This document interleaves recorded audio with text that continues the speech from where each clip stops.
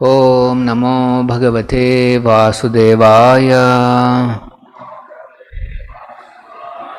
Om Namo Bhagavate Vasudevaya. Om Namo Bhagavate Vasudevaya. Narayanam Namaskrutyam Naran Chaiva Narottamam Devim Saraswatim Vyasam Tatho Jayamudhiraye Nashtaprayesha Badreshu Nityam Bhagavata Sevaya Bhagavati Uttama Shloke Bhakti Bhavati Naistiki. Reading from Srimad Bhagavatam, Canto 3, Chapter 21, and text 3, 4 and 5.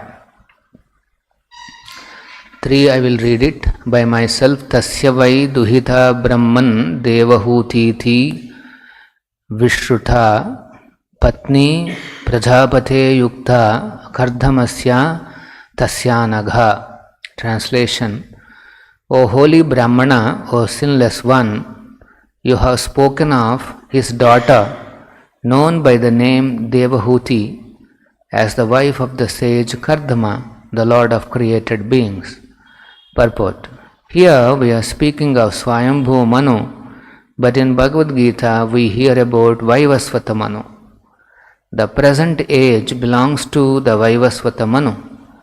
Swayambhu Manu was previously ruling, and his history begins from the Varaha age, or the millennium, when the Lord appeared as the boar. There are 14 Manus in one day of the life of Brahma, and in the life of each Manu there are particular incidents. The Vaivasvata Manu of Bhagavad Gita is different from Swayambhu Manu. Text 4. We'll read it together. Tasyam Saha Vai Mahayogi Tasyam Savai Mahayogi Yuktayam Yoga Lakshanai Yuktayam Yoga Lakshanai Sasarja Katidha Viryam Sasarja Katidha Viryam Tat Me Shushrusave Vadha Tanme Shushrusave Vadha Tasyam Savai Mahayogi Yuktayam Yoga Lakshanai Sasajja Katidha Viryam Tanme Shushrusave Vadha.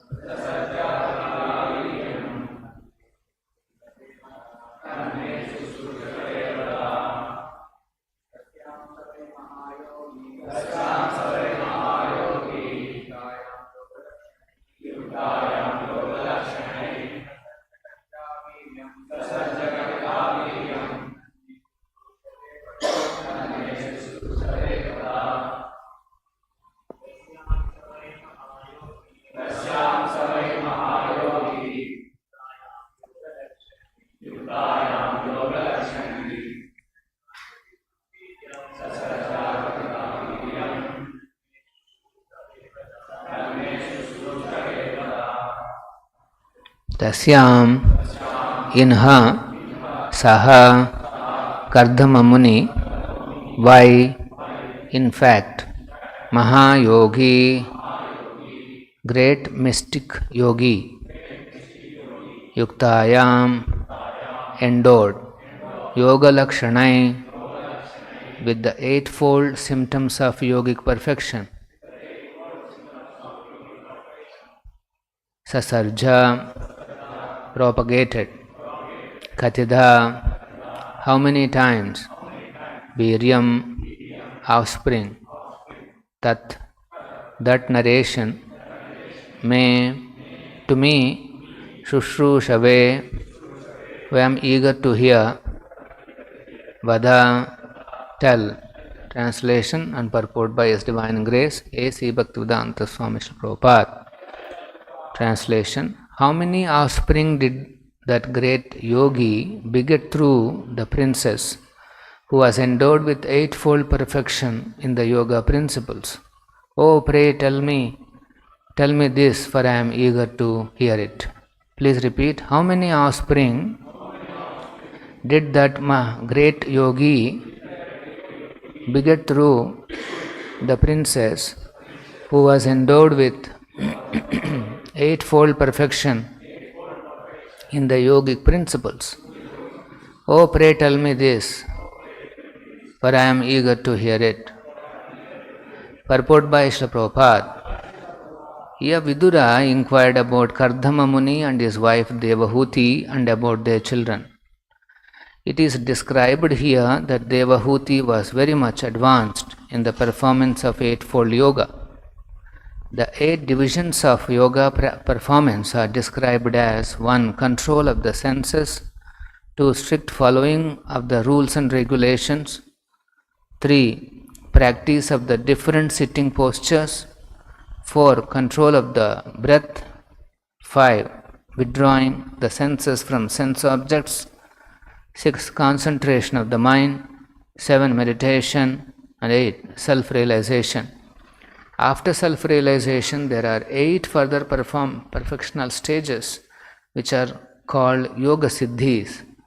The husband and wife Kardama Muni and Devahuti were advanced in yoga practice.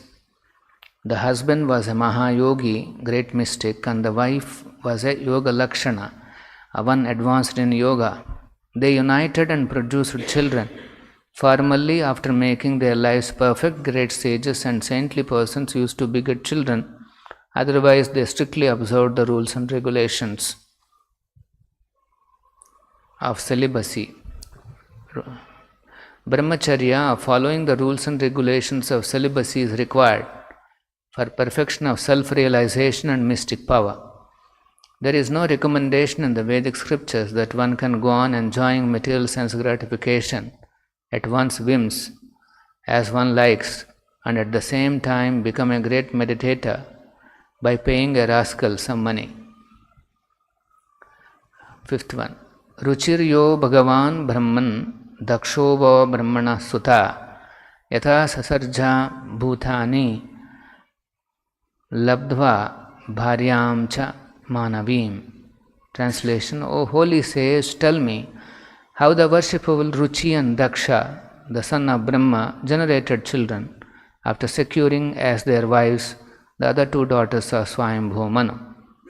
Purport: all the great personalities who increased the population in the beginning of the creation are called Prajapatis.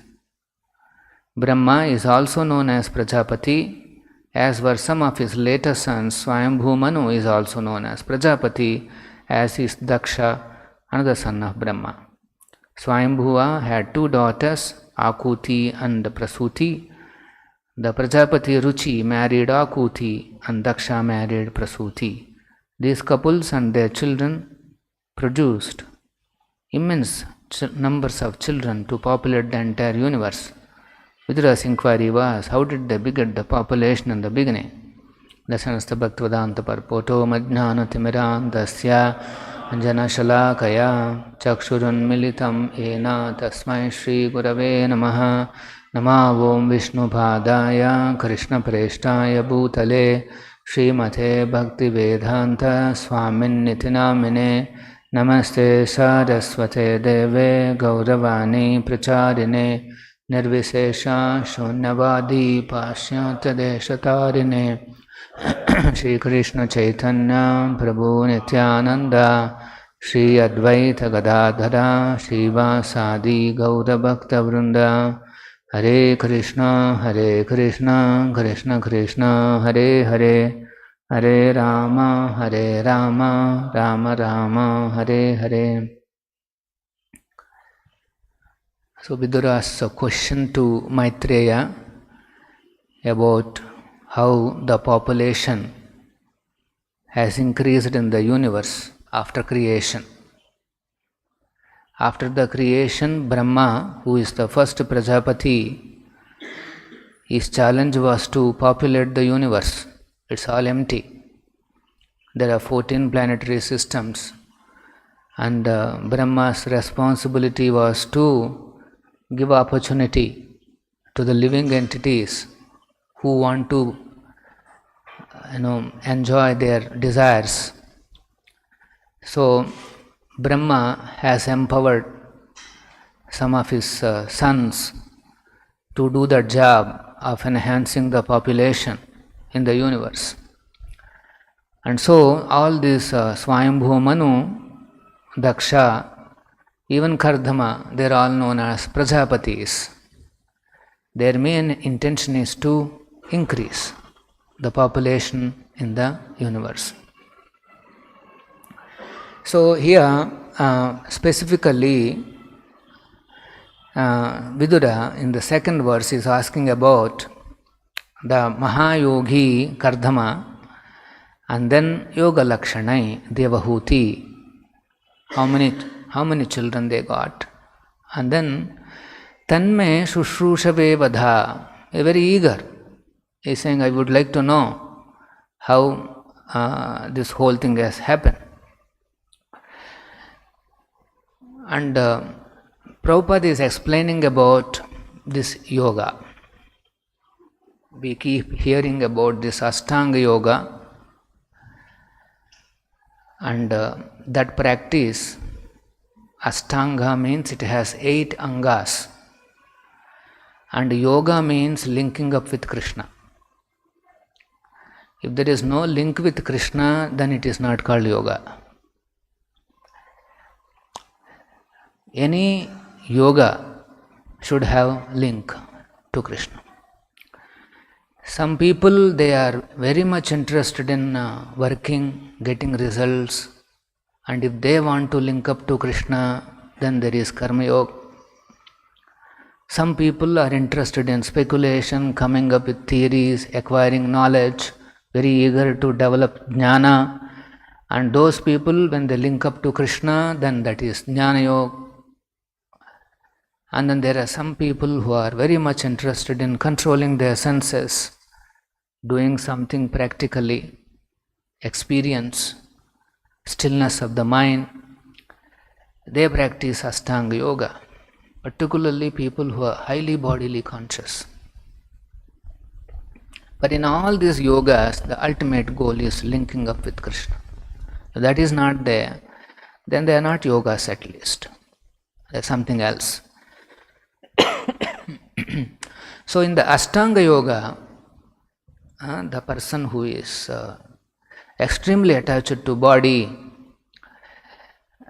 first they are told about Yama and Niyama, the first 2 steps. Yama means prohibitions, don't do this, this is Yama, rules and regulations. Niyama, do this. So both Yama and Niyama is about rules and regulations, and by this they discipline the body. They bring the body under control. And then to discipline the body, then there is one more stage that is called asana. Yama, Niyama, and then asana. Asana means they do various practices, and they bring the body under control. Body is supposed to be under control by some specific asanas. So Prabhupada is criticizing here that one cannot go on enjoying their material sense gratification. That means there is no Yama and Niyama, and simply do some asanas. They will not gain anything. So if somebody thinks he has become a great meditator by paying a rascal some money, then he is mistaken. The first two steps are yama and niyama. And then after controlling the body, then there is a pranayama. Then they try to regulate the breathing.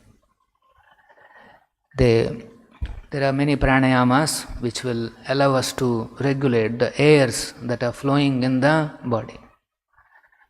The airs have connection with the mind, consciousness, so it affects the soul.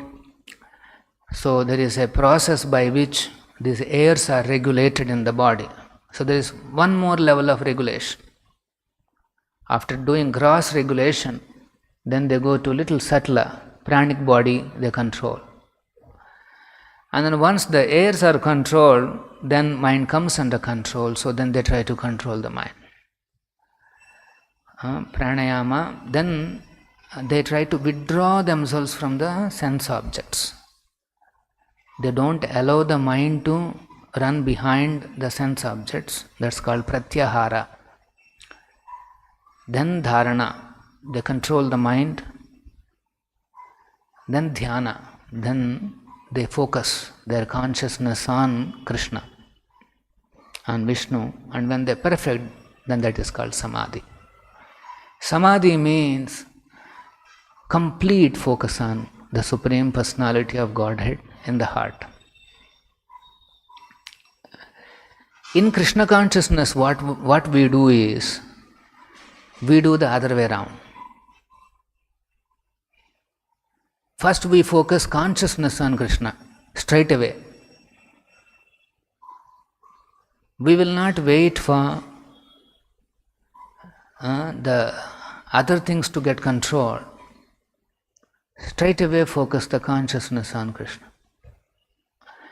And as the consciousness becomes steady on the lotus feet of the Lord,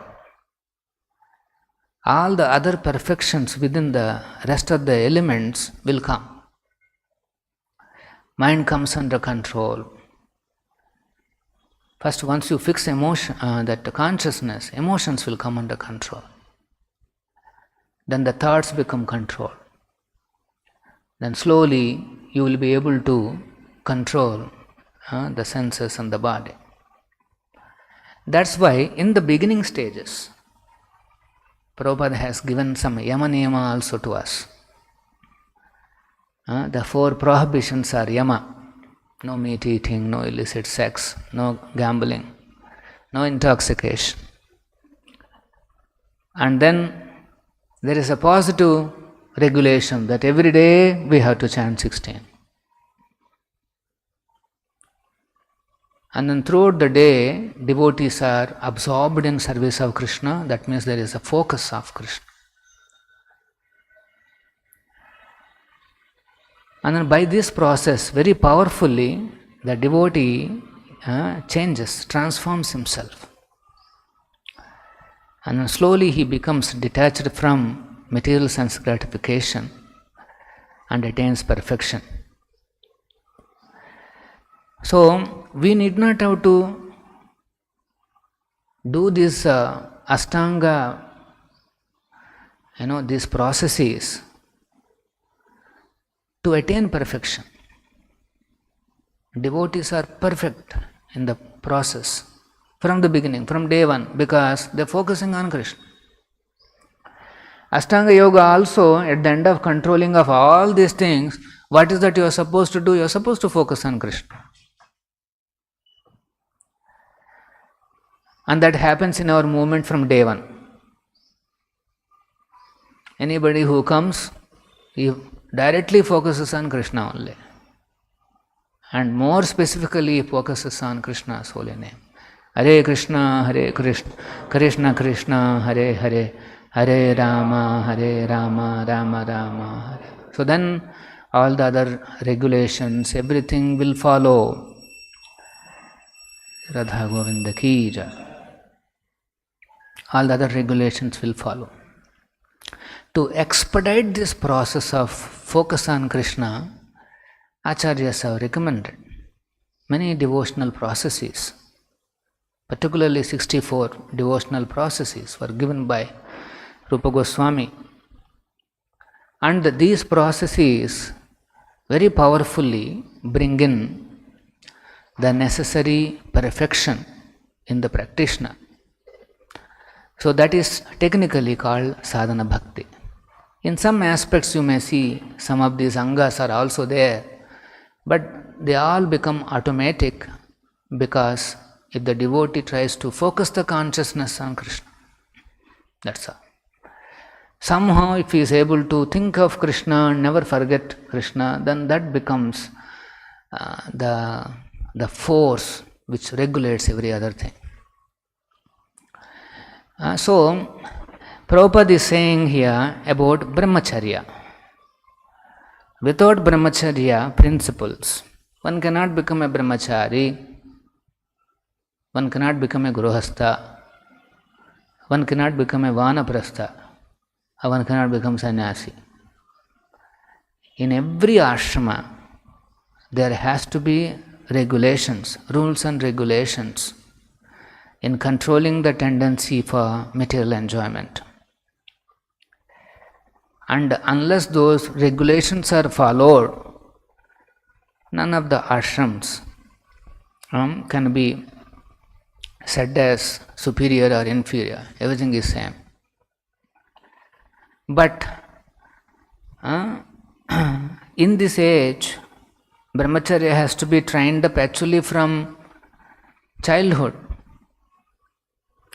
The child has to be told about all these regulations. And then when he practices and reaches up to 25 years, it's a long practice. Then once he attains a certain perfection in those rules and regulations, that time he can decide whether he wants to continue the path of Brahmacharya, remaining Brahmachari, or whether he wants to enter Grihastha ashrama. But the goal should be Krishna.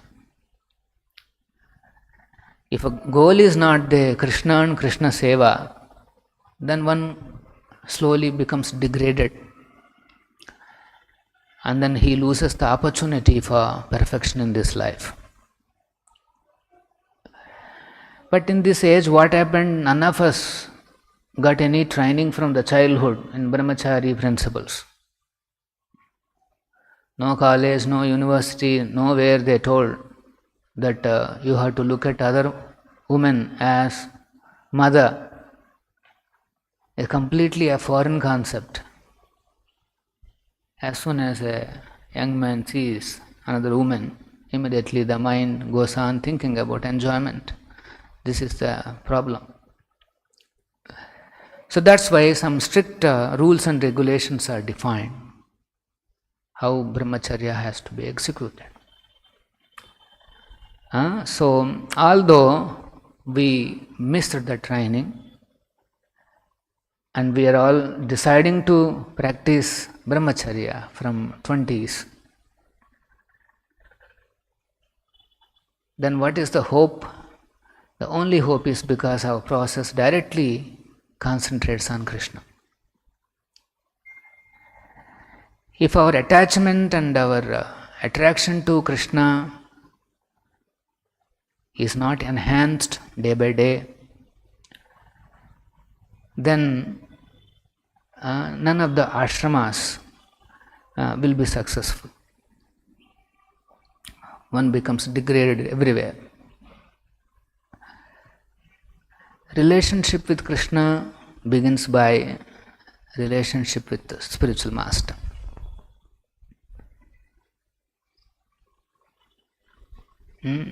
This mental culture is very important. That I am a humble servant of Srila Prabhupada. And within that relationship, one has to progress. How to relate?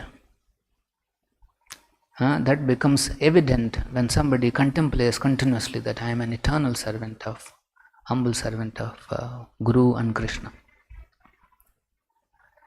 In this circumstance, how a servant of Prabhupada will act? In this circumstance, how a servant of Prabhupada and Krishna will act? how he thinks, a servant thinks, the servant of Prabhupada thinks, this is cultural. One has to start attacking that main false ego by this contemplation. And this relational pleasure actually keeps the brahmachari on and on, or any other practitioner. It's very important to understand this particular aspect. Anything that is connected to Guru and Krishna, a devotee is always enthusiastic and excited. If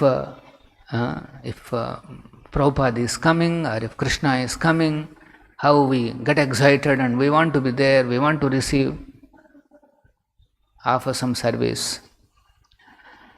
That relational pleasure is what keeps the devotee on and on. It's nothing new, we all experienced this. But when we forget this personalism and become absorbed in some kind of rules and regulations only, then slowly we lose enthusiasm. Our life is about becoming eager to know more about our spiritual master, Krishna, and become advanced in Krishna consciousness. For a brahmachari, the first enemy is curiosity. The first enemy. Curiosity means, what is that? Inquiry. What is that? What is that? What is that? What is that I am missing? What is that he is getting or that is getting? This is the curiosity of a brahmachari. So this curiosity is a very powerful force, and this is the first challenge. And the curiosity has to be utilized to ask questions, to understand this transcendental knowledge, Krishna Tattva. Like here Vidura is saying, Tanme Shushrushabe Vadha. Oh, pray tell me this, I am very eager to hear. So where is this eagerness? It is because he is utilizing his curiosity to understand about something that is connected to Krishna.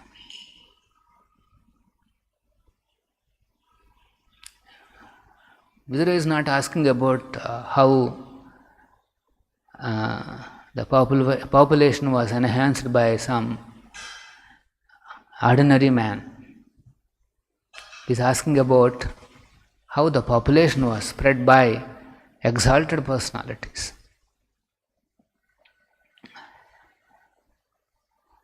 They are completely liberated personalities, like Kadama, Mahayogi, Yoga Lakshmi. Of course, there are some Prajapatis like Daksha and all that, they are exalted, but they have done a lot of practice of tapasya and all that, but they are not pure devotees. So, this is the main interesting point, how we have to dovetail our curiosity. It is all there. Sometimes mind will say, what is that I am missing? If I know, then I can be very detached.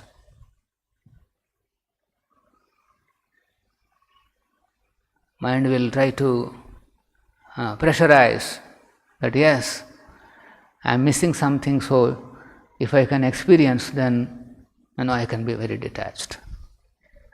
This is Maya's first step. Shastra says the first level intelligence is to divert the curiosity to know what is the truth.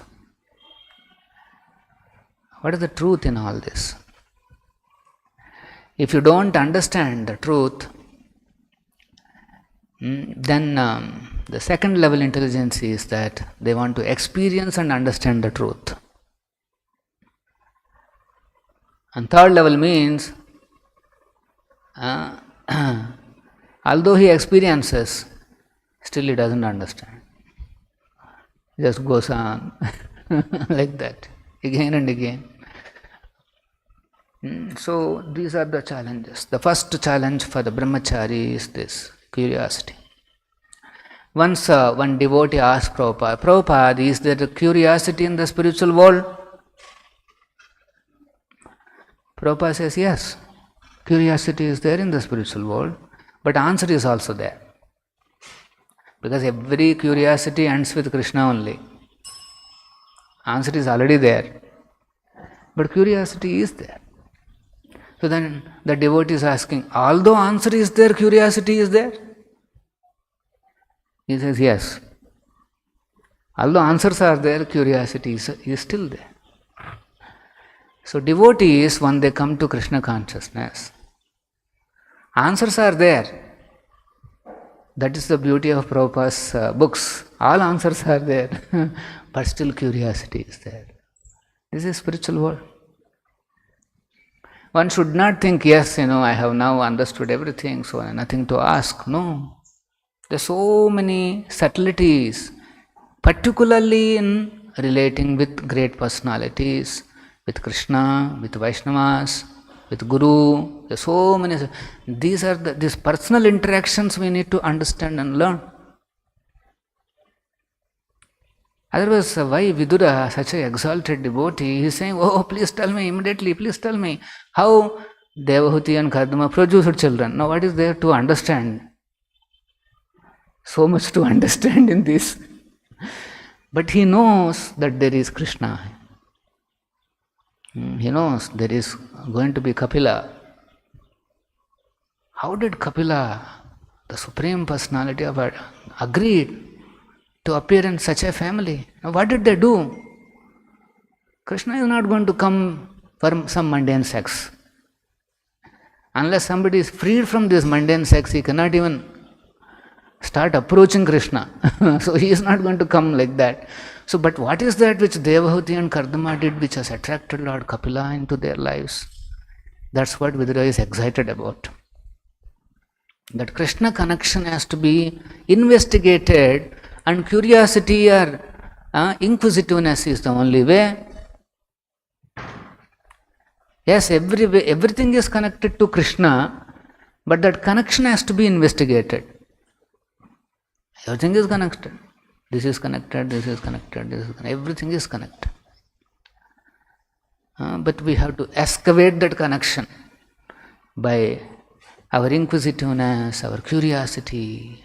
How is it that Krishna has created this, or he is connected to this, or in particular circumstance, how can I experience Krishna? This is the inquisitiveness and curiosity of a devotee.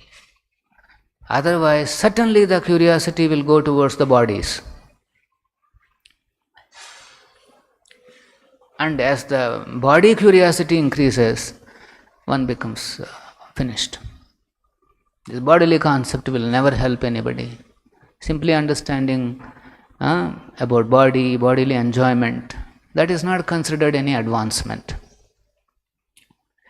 The real advancement is if we can understand how his services can be enhanced to Krishna, how Krishna has to be understood, how to please him. These are the things that will satisfy the soul. So, it's a great powerful ability that Lord has given to the human being, that he can inquire. The curiosity can be diverted. How I can improve my chanting? Such a simple curiosity. How I can improve my sadhana? How I can enhance my presence in the Bhagavatam class? Because sometimes we may be grossly present. How I can, everything is possible, but question has to come.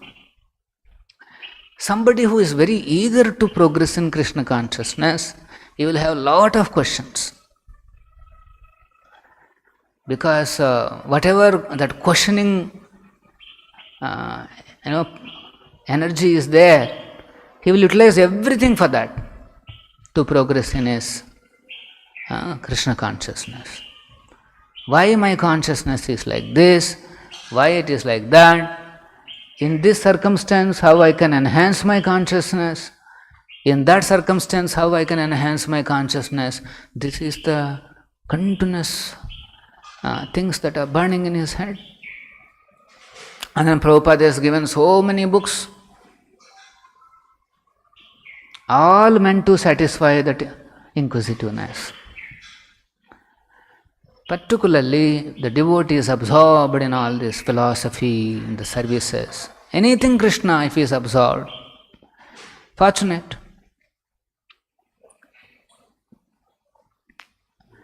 And after this inquisitiveness, there is one more powerful force is there, that in the mind, that is called visualization, imaginations. There is an imaginative power is there in the brain. And those imaginations will show us what is the final picture in a very colorful way. It is very useful because you can create something very colorful for Krishna. This imaginative force should be used for, say, nicely decorating the altar, nicely conducting festivals, nicely enhancing the paintings, music, nicely enhancing my kirtan. These are all creative abilities that are bestowed upon a human being, and he can use all these things, nicely visualize and imagine. Otherwise, that automatically goes towards selfish enjoyment. So there is no point in fighting with the mind. The devotee achieves perfection simply by asking this question, how I can enhance my consciousness, and then visualize Krishna in his glorious position. Nicely offer all kinds of services to him to the best capacity, and that is the real perfection.